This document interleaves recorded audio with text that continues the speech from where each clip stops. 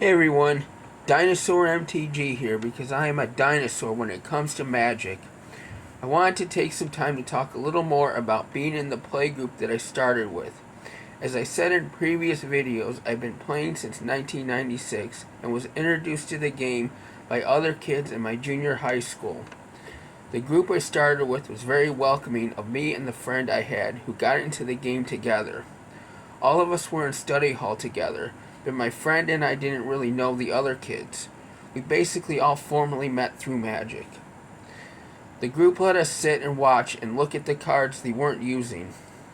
When we were ready to try and play, they lent us decks until we got our own cards. When we started playing using our own cards, it was very casual and we were very loose with the rules. We didn't know it at the time, but my friend and I were almost as new to the game as the rest of the playgroup. We had one guy who was kind of the leader. He was the one who gave us rule books and basic lands, so we can learn on our own and build our own decks. And to give you an idea on power level, one guy was running soldiers and Thylids, just a bunch of common creatures. Another guy's big combo was charge up a red mana battery for a fireball.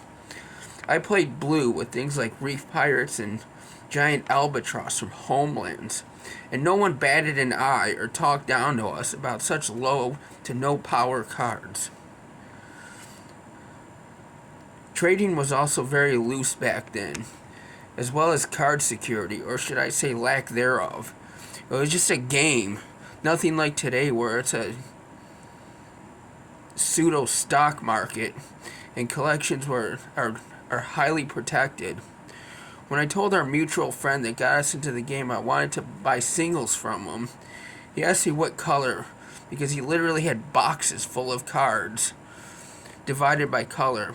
I think I picked red to look at, and the next day on the bus he hands me a huge box full of all of his red cards to just take home with me to look through. He then said with a wink, "Don't steal anything," because back then we were all just kids and it was just a game.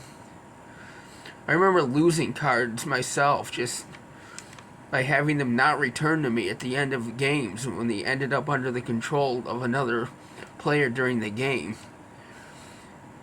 Anyway, with money I earned cutting the neighbor's lawn, I picked out singles from my friend's box based on what Inquest said the prices were. The next day I'm like, "Here's what I picked and here's what they cost," and gave him money. He was actually surprised that I was trying to be honest about getting cards from him. That's how it was back then with cards moving amongst individuals in a playgroup. As the school year moved on and classes changed, so did our playgroup, and my friends that I started with found ourselves with new people to play with during lunchtime, along with a different playgroup leader, one who introduced us to tournaments in our first LGS. But that's a story for another time. Tell me about your first playgroup.